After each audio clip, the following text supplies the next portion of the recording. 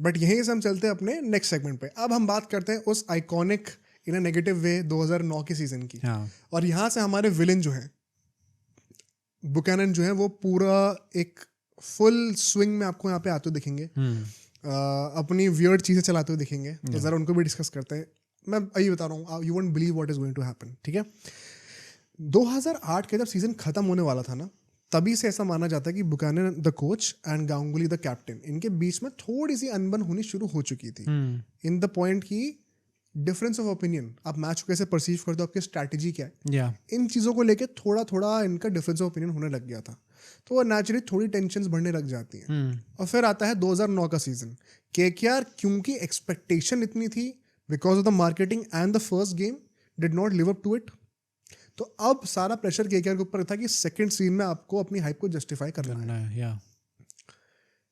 जब सीजन शुरू होने वाला था, अब सीजन शुरू होने से पहले वो प्री सीजन कॉन्फ्रेंसेस होती हैं। उस टाइम पे क्या था कि इंडिया में इलेक्शंस थे 2009 में, तो आईपीएल को शिफ्ट करना पड़ा था साउथ अफ्रीका में। ठीक है, तो अब वहाँ पे क्या होता है कि बुकैनन और गांगुली एक प्रेस कॉन्फ्रेंस में आते हैं, और ये प्रेस कॉन्फ्रेंस का जो स्क्रिप्ट है पूरी, वो स्क्रिप्ट इन द सेंस की मतलब कुछ फिक्स नहीं है।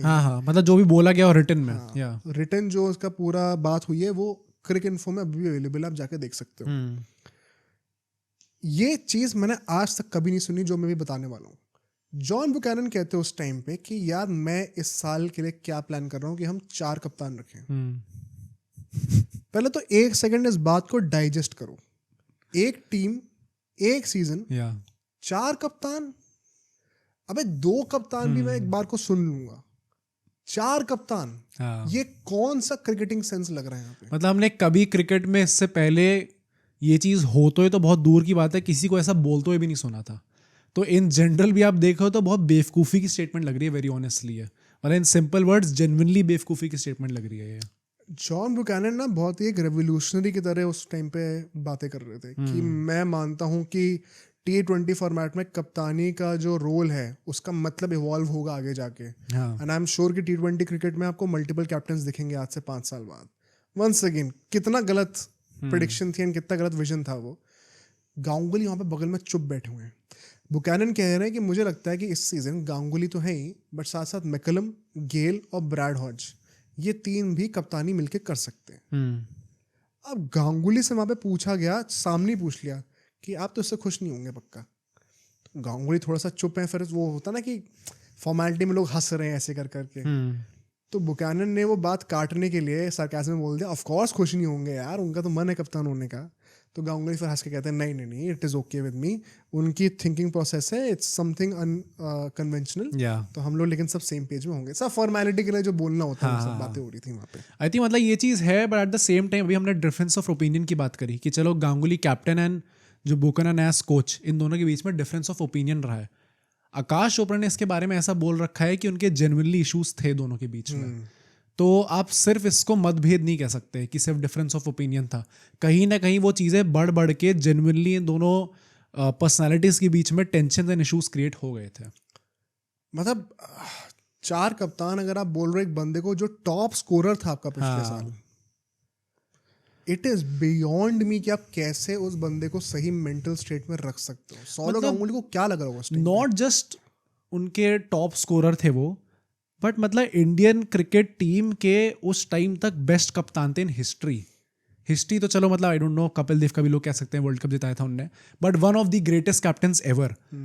तो मतलब सिर्फ आईपीएल के नजरिए से ना भी देखे, चाहे उन्होंने परफॉर्म ना भी किया होता, तब भी you can't treat an Indian legend like this in Indian Premier League. ये चीज नहीं कर सकते आप। अनबिलीवेबल था ये। यार इन द सेंस अगर आप ये भी कहते कि बस हमें कप्तानी से हटाना है, कप्तान रिप्लेस करना, तो भी समझ में आता। 4 कप्तान तो बोलना ही अब्सर्ड है मेरे ओपिनियन में। प्लस आकाश चोपड़ा ने चीज बाद में आके बोली भी कि ऐसा था। आकाश चोपड़ा के साथ खुद क्या होगा अभी आप सुनोगे तो आप ये भी दिमाग खराब हो जाएगा सुन के कि क्या हो रहा है केकेआर में ये सब। ठीक है, तो ये बात होती है अभी। इसके बाद अब क्या होता है कि 4 कप्तान तो सुनने में इतना अब्सर्ड लग रहा था कि ये ऑफकोर्स प्रैक्टिकली होने नहीं वाला था। तो अल्टीमेटली बुकैनन ने गांगुली को कप्तानी से हटा दिया एंड मैकलम को कैप्टन बना दिया। गांगुली आपके टॉप स्कोरर हैं, सिर्फ 1 साल अभी हुआ है और आपने उनको कप्तानी से हटा दिया। पहली बात तो आप सोच क्या रहे थे? सेकेंडली अगर ये होगा तो नेचुरली टीम में टेंशन्स तो बढ़ेंगे ही बढ़ेंगे। How do you justify this? इसके चलते हुए जब मकलम कैप्टन बने, ऐसा माना जाता है कि ये ना एक मिडिल ग्राउंड रीच करा गया था, क्योंकि जेन्युइन इंटेंशन यही था कि हम 4 कप्तान रखेंगे, बट इसके पीछे का जो एक मैलिशियस थॉट था वो ये था अपेरेंटली कि बुकानन चाहते थे कि सारी पावर मेरे पास रहे, तो मैं 4 कप्तान बना दूंगा तो वर्चुअली किसी के पास पावर बचेगी नहीं, डिवाइड एंड रूल वाला जो बेसिक कॉन्सेप्ट होता है, ग्रेग चैपल 2.0।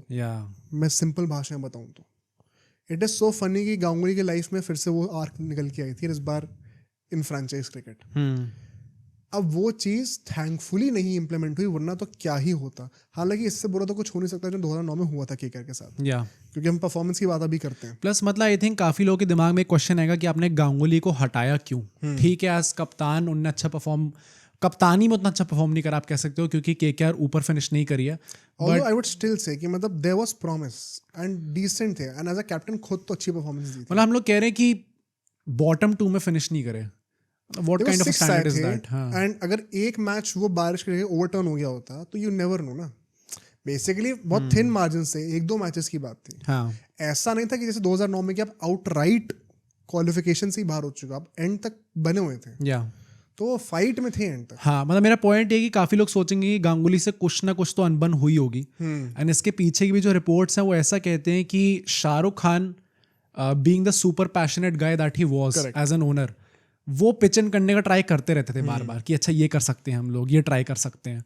एंड बुकनन जो थे, जो कि कोच थे, अक्सर ऐसा था कि गांगुली के जो डिसीजन होते थे, जो उनका पॉइंट ऑफ व्यू होता था, जो ओपिनियंस होते थे, जो डिसीजंस थे एग्जैक्टली उनको ओवरटर्न कर देते थे वो। और अगर आपको शक हो रहा है इन बातों पे तो पॉडकास्ट के एंड का वेट करना, हम इसको प्रूव करेंगे। बट हाँ, सो गांगुली ने इन पूरी बातों को लेके obviously would not be happy. भाई यहाँ पे वो इंडियन क्रिकेट टीम को वर्ल्ड कप फाइनल तक लीड कर चुके हैं, he would not expect all this to happen with him.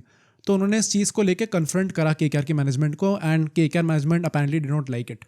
Exactly, Ganguly ने बोला कि अगर आपने टीम बनाई तो आप मुझे टीम दे दो। एग्जैक्टली, मुझे ये क्रिकेट के डिसीजन मेरे ऊपर छोड़ दो। नहीं पसंद आया मैनेजमेंट को, अपैरेंटली ये भी एक रोल था कि कप्तानी से उनको क्यों हटाया गया। Very strange. 1 सेकेंड, अभी सिर्फ 1 साल हुआ है, अभी 1 साल पहले तक सब बड़ी अच्छी चीजें चल रही थी, सब बड़े खुश थे। 1 साल में आपने उनको कप्तानी से हटा दिया। Very disrespectful. रिगार्डलेस, अब जब आप ऐसी हरकतें करोगे तो रिजल्ट बहुत अच्छा तो आने नहीं वाला था। एंड सो इसके साथ क्या होता है कि केकेआर जो है वो अल्टीमेटली लास्ट फिनिश करती है। अब लास्ट फिनिश तो जो कर रही है सो कर रही है, बट अब सोचो अगर ये क्लिप इतनी बढ़िया थी तो पूरा का पूरा पॉडकास्ट कितना बढ़िया होगा। तो अगर आपको इसी क्लिप का पूरा पॉडकास्ट देखना है तो यहाँ पे क्लिक करिए, और अगर आपको ऐसे ही और क्लिप्स बिंज वॉच करनी है तो यहाँ पे क्लिक करिए।